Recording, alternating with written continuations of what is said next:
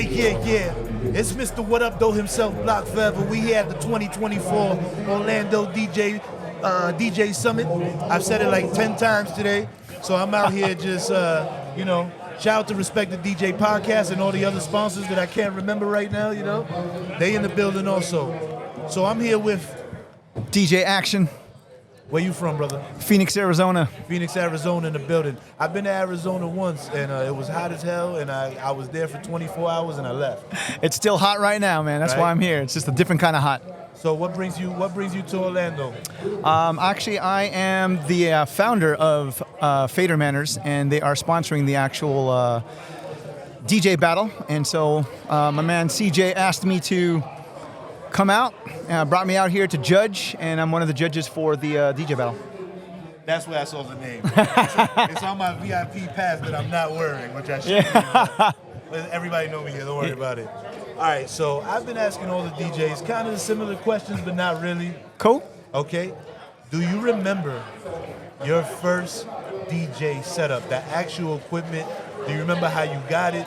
Was it pieced together? Did you dinosaur that mother I actually do. My brother was a DJ. That's how I got into DJing myself. He brought home turntables, and the first setup that I can recall when I was about 12, 13 years old were 1200s. I had 1200s, and we had an old, I think it was like an old Newmark, maybe a 1075. That's the one that he had and we brought home. But I had practiced on like a realistic mixer, Gemini, Pyramid, all the old school mixers throughout the years. But that was the one I recall growing up that I would practice cutting and scratching on. That's dope. Shout out to Big Bro. Shout out to the ones passing the gift along. For real. Absolutely. It's real. It got passed down to me. I'm a rapper, and one of the big homies taught me. So I get it. Do you remember your first paid gig? And where was it at? That's a challenging question, and the reason being is because since I was DJing with my brother, and anytime that we would get gigs, we would DJ together. A lot of those gigs, whether they were like birthday parties, graduation parties, weddings, whatever, it would just go back into us buying records or going back into buying bigger and better equipment. So I knew we were getting paid because that's the only way we'd be able to get more records. Because we were at the record shop, Tower Records back in the day. Wow. Because I'm from the West Coast, LA, and so Rockaway Records and spots like that back in the day, we would dig, and I knew that money from those gigs would come from that. That's dope. Yo. So you basically been getting paid since you were an apprentice. Pretty much, yeah. If you think about it, man, over 33 years, 34 years I've been in the game. Wow, that's dope.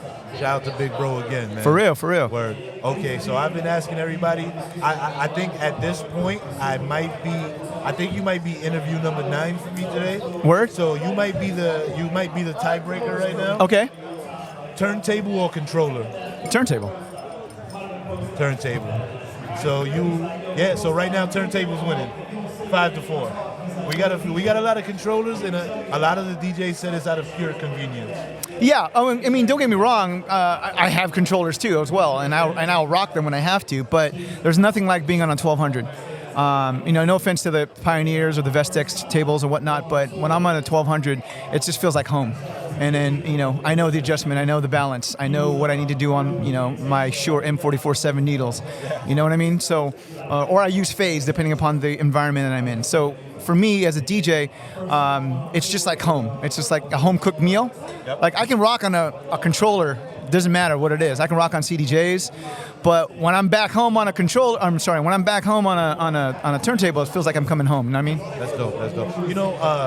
I feel that when it comes to rap, I feel the same way. I've recorded in big studios, Quad in New York. Yeah. Dope. I've been in the Hit Factory in Miami. Word. I've recorded in a few dope studios in Studio City in LA. Word. And I record my best music at my business partner's garage. You know that? That's home. That's home. I literally record my best music. He's actually standing in front of you right now. Shout out to Hip Hop on the Gram in the building. Oh, word? Yeah. I record my best music at his garage. Dope. I've been in $1 million studios, so I totally understand that. For real. All right, so I'm going to ask you 2 more questions, and then I'm going to let you get back to the party. Sounds good. All right. So, with that being said, what is your favorite genre to DJ? Like to cut up, to have fun with? I'm talking even if you're at your house by yourself and you just decide you want to spin, party, whatever. What is your go-to genre every time? It's usually like breaks. I like electro breaks, and I'm talking about like Egyptian Lover, Kraftwerk. That's the original electro funk. That's the kind of stuff that I grew up. Cybertron, that Miami bass sound. Anything like 120 plus BPM, because that's why I learned to cut. I learned to cut and scratch on faster BPMs. Rhythm tracks, house party style, rhythm tracks.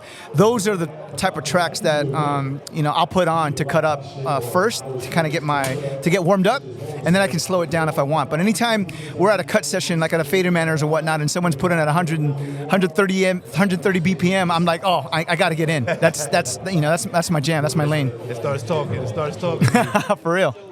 All right. So I'm gonna ask this last question.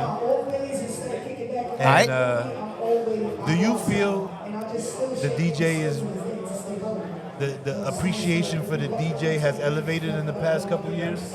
That's a great question. In fact, me and Kova, shout out to DJ Kova, we just had this sort of conversation a little bit while ago after his presentation today.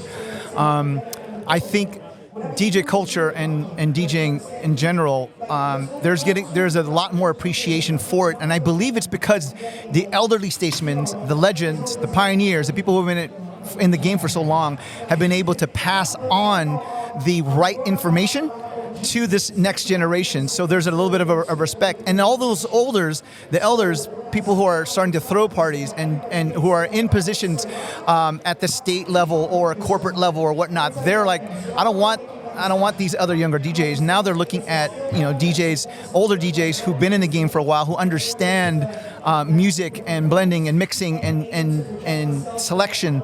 I think because of that, there's a more of an authenticity that that people are looking at now for DJs. Yep. So to answer your question, I believe yes, they're getting a lot of more respect.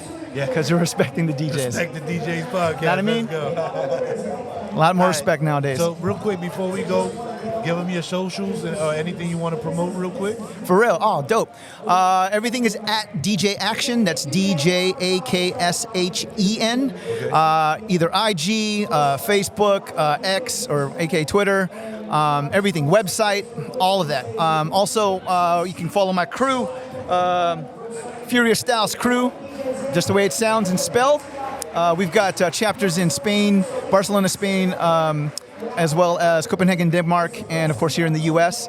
And then next weekend in AZ, in Phoenix, we have the 10-year anniversary of Fader Manners. So come check that out, follow us, and come check us out. Which is one of the sponsors of this event, Fader Manners. Absolutely. All right, so shout out to CJ. Word, shout out to CJ. Yo, look, we out here. It's your boy, Mr. What Up Though himself, Block Forever, chilling with DJ Akshen. Shout out to Junebug, shout out to Gared, shout out to K, and we signing off.